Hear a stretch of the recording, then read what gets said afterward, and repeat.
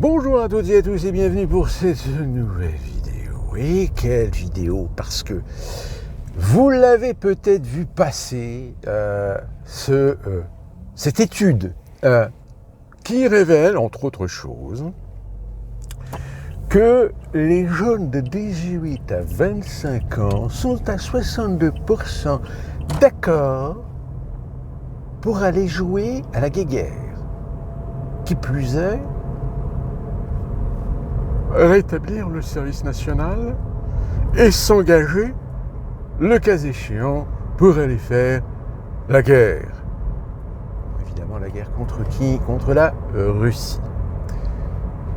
Alors, c'est une étude qui a été publiée, alors je crois que c'est BFM RMC qui a émis cette étude, qui a été reprise par les Échos.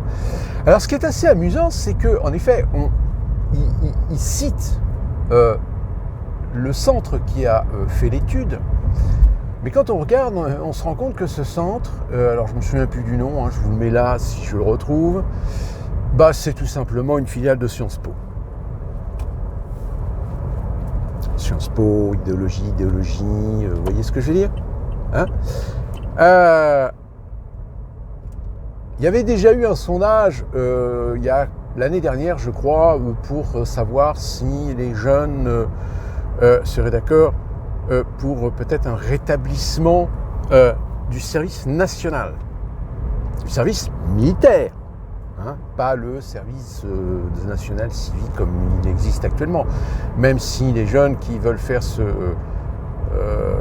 service civique peuvent choisir de faire un petit passage à l'armée, mais encore, je ne sais même pas si c'est dans un véritable casernement, enfin bref, peu importe. Alors, déjà, on va remettre les choses au clair. Le service national, le service militaire, faisait partie d'une stratégie qui consistait à dire à un ennemi potentiel, regardez, j'ai une capacité de tant de millions de citoyens qui ont fait un service national, qui ont fait un service militaire, qui ont fait les classes, qui sont entraînés. Parfois même certains d'entre eux ont déjà une formation initiale dans certains domaines. Donc demain, je peux très bien mobiliser 200, 300, 500 000 hommes assez rapidement et en plus formés. C'était ça le but du service militaire. Ça faisait partie d'une stratégie de dissuasion, on va dire, dans le cadre de stratégies de guerre conventionnelle. Sauf que si on a maintenu le service national jusqu'au début des années 90,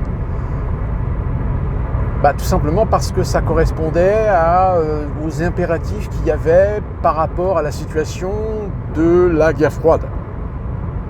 C'est-à-dire la capacité pour l'OTAN de pouvoir avoir à sa disposition, parmi tous les pays européens qui pratiquaient le service national, le service militaire, un nombre d'hommes assez rapidement. Mais la guerre froide s'est terminée avec la chute de l'Union soviétique. Et très rapidement, en France, on s'est rendu compte que, le service national, c'est bien, c'était le service militaire, c'était essentiellement des mecs, même il y avait des femmes, il y avait des jeunes femmes, des fois, qui faisaient leur service national, service militaire, mais en VSL. VSL ou SVL, c'était service, c'est volontaire au service, non. Donc c'est bien VSL, ça n'a rien à voir avec les voitures. Moi j'ai fait mon service national 92 à 93. Moi j'étais affecté à la compagnie, 9e compagnie de l'école d'état-major de Compiègne, et en matière d'emploi j'étais affecté à la direction du service national, service général. Donc en gros, je faisais un peu, je servais plein de gens. Je servais pour faire des missions à Paris, dans les différents ministères. Je servais pour, comme j'avais déjà une formation informatique, audiovisuelle, je servais pour installer et faire un suivi de certains meetings, de certaines conférences. Donc voilà, j'étais un petit peu un homme à tout faire, on va dire. Et il s'est trouvé que j'ai eu la chance de rencontrer la première femme générale qui a été en charge par le ministère de la Défense d'expliquer la fin du service national. C'est-à-dire que voilà, la France décide de ne plus se contenter que d'une armée de profession. Sauf que, évidemment, il y a beaucoup de militaires qui se sont dit « Ouais, mais comment on va faire tourner l'armée sans les militaires du rang ? Comment on va faire tourner les services sans les appelés du contingent ?» Et la dame, elle a dit « Mais tout simplement parce que voilà, c'est pour ça que je suis là, c'est pour vous expliquer toute la restructuration de l'armée, c'est-à-dire que désormais il va falloir compenser par de nouvelles procédures, etc., l'absence de troufions finalement. Alors le dernier contingent de service national militaire, je crois que c'était 2002 ou 2004. C'est-à-dire que c'était déjà acquis, mais c'était étalé dans les années 90. Et je crois que les derniers appelés du contingent, c'était au début des années 2000. Je me souviens parce que j'avais un collègue qui lui avait 22 ans, et tout d'un coup il s'est rendu. Ils l'ont appelé sous les drapeaux, c'est-à-dire que ce con-là, il avait complètement oublié qu'il était encore mobilisable pour le service militaire. Sauf que déjà à l'époque, cette générale, en effet, elle disait aussi, il y a aussi le fait que la proportion en plus de jeunes qui réussissaient à échapper ou à se faire exempter de service national devenait de plus en plus important, à tel point que finalement le service militaire devenait en effet complètement anachronique. Même si, encore une fois, le service militaire n'est pas totalement abstrait de pouvoir enseigner, de donner une formation militaire aux citoyens français, mais de là à en faire pendant 10 mois, 12 mois, 1 an, en fait, on perdait notre temps, quoi. On perdait notre temps, et puis en plus de ça, moi j'en ai vu souvent qui avaient déjà des emplois, qui travaillaient déjà, et qui malheureusement, alors certains d'entre eux ont de la chance parce que leur employeur avait confiance en eux, etc., donc leur poste était garanti, mais il y en a d'autres, ils ont perdu leur boulot. Il y en a un même qui faisait du volontaire au service long, il a voulu se réengager, il a voulu re-signer, sauf qu'on lui dit non, on va pas re-signer 5 ans pour toi parce que c'est la fin. Voilà, Et le mec, il était fou parce que pour lui, c'était le seul moyen de revenu, le seul moyen d'avoir un revenu pour sa copine et son gamin. Le mec, il était complètement dépité, quoi. Donc le service militaire, si vous voulez, moi, l'ayant fait, je crache pas dessus. Mais je pense que 3 mois, par exemple, 3 ou 6 mois, c'est suffisant. Juste l'histoire de faire des classes, d'être formé, parce qu'on ne sait jamais. La France, il peut se passer quelque chose, il peut y avoir une guerre nucléaire, et de la guerre nucléaire, on peut être amené à se servir de certaines connaissances, de certaines compétences qu'on a appris pendant ce service militaire pour se défendre, puisqu'il n'y aura plus de système, il n'y aura plus d'État, il n'y aura plus rien, ça sera le chaos, ça sera chacun pour soi et Dieu pour tous. Mais bon, voilà, ça c'est mon opinion personnelle. Mais les jeunes générations aujourd'hui, quand on fait une étude et qu'on vous raconte que les 18-25 ans, il y en a 67% qui sont d'accord pour éventuellement s'engager dans l'armée, mais c'est une bouffonnerie. Je sais pas, ils ont fait le sondage chez Sciences Po, chez les élèves de Sciences Po. C'est-à-dire qu'eux, ils ont dit ouais, super, faut remettre le service national, moi je suis prêt à partir. Bon, ok, tiens, voilà ton pactage.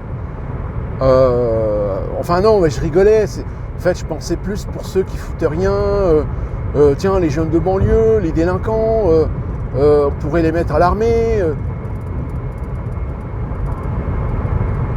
Parce que c'est ça, hein, il y a des fois des gens qui sont d'accord avec des trucs à partir du moment où ils pensent que c'est pour les autres, c'est pas pour eux. Ah oui. Donc demain, vous remettez le service national, mais je vous mets mon billet que il y en a, mais au moins 80% qui feront tout pour ne pas faire leur service militaire.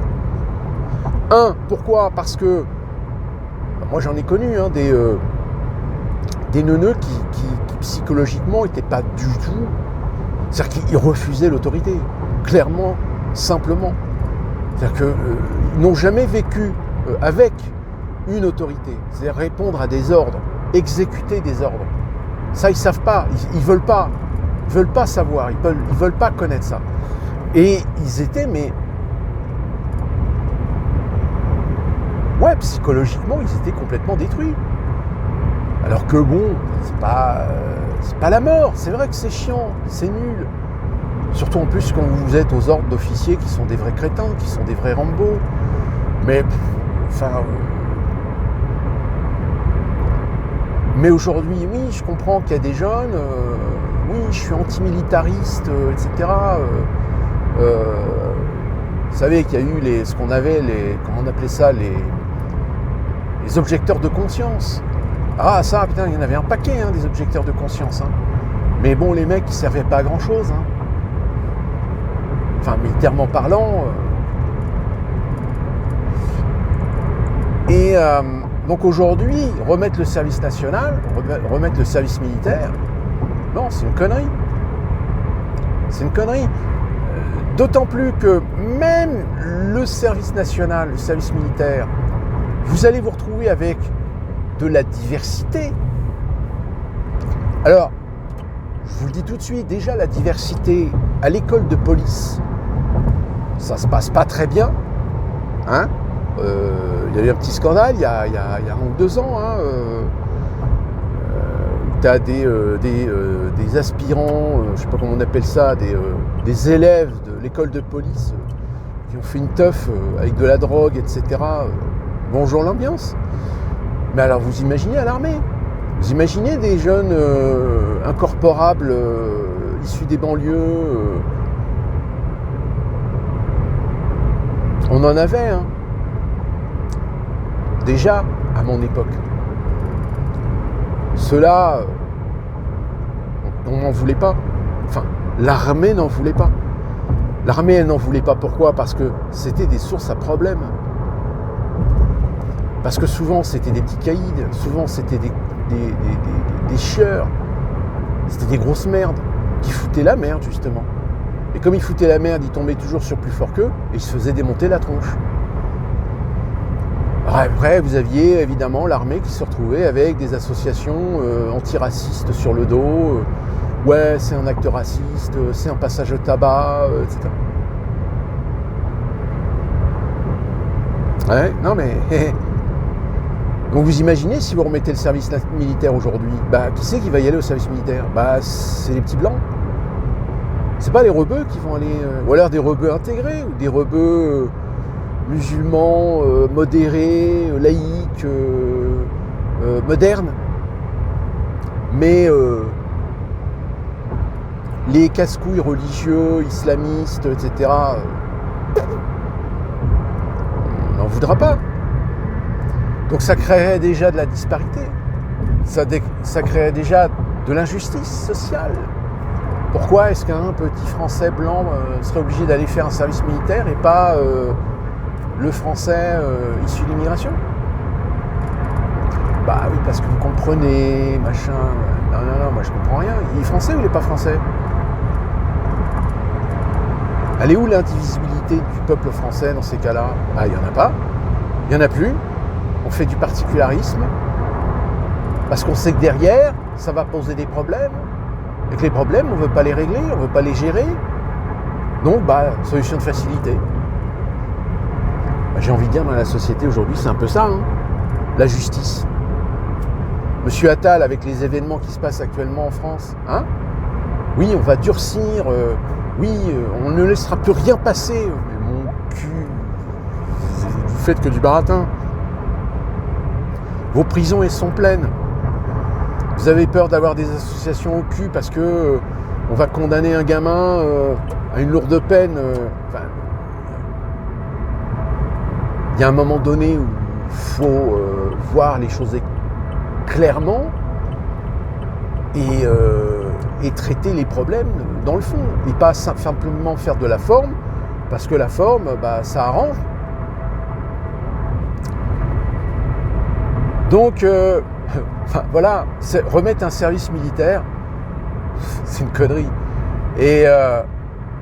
Mais voilà, ça rentre dans la lignée de la Macronie et de ses idées d'aller faire guerroyer contre la Russie, faire croisade contre la Russie. Sauf qu'évidemment, va y avoir un moment donné où on va se retrouver exactement comme l'Ukraine. C'est-à-dire qu'on ne va pas avoir assez d'hommes, pas assez d'effectifs. Puis tu vas faire quoi? Tu vas faire une conscription, tu vas faire une mobilisation générale. Mais il y en a déjà les 2/3 qui vont se barrer à l'étranger parce qu'ils ne vont pas vouloir servir de chair à canon.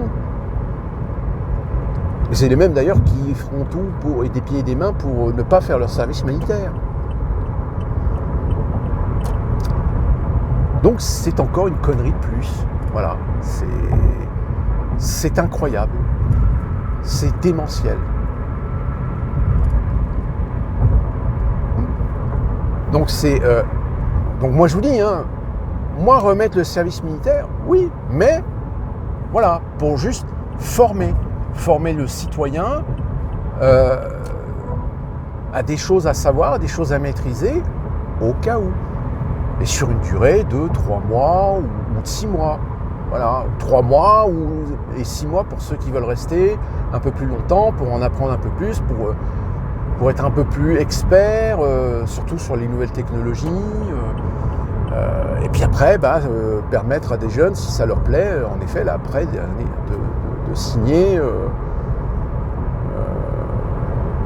pour s'engager, finalement, pour s'engager sur une période de 5 ans, soit 3 ans ou 5 ans, je ne sais plus. Donc voilà, ma petite réaction par rapport à ce truc, mais... Et encore, hein, je vous dis, hein, j'ai essayé de la trouver, cette étude. Je ne l'ai pas trouvée. Hein. J'ai juste trouvé qu'en effet, l'organisme, c'est un organisme qui a été créé, je ne sais plus, en 1945 par Pierre-Paul Jacques, qui est une entité apparemment qui travaille sérieusement en collaboration avec le CNRS, etc. Enfin, mais l'étude, je l'ai pas vue. Même BFM et l'Écho qui font référence, qui font l'article en mettant la référence sur ils n'ont même pas mis un lien sur l'étude. Bizarre, hein? Ils ont peut-être peur qu'on se rende compte que finalement l'étude a été faite sur un panel de, je sais pas, 100 ou 200 ou 300 personnes. Vous savez, comme ces sondages qui sont faits sur 1005 personnes. C'est vrai que 1005 personnes sur une population de 70 millions, c'est vachement représentatif. C'est bidon. On est d'accord. Allez, avant que je disparaisse parce que c'est le soir et la nuit tombe, on se retrouve très prochainement pour une nouvelle vidéo. Et d'ici là, portez-vous bien.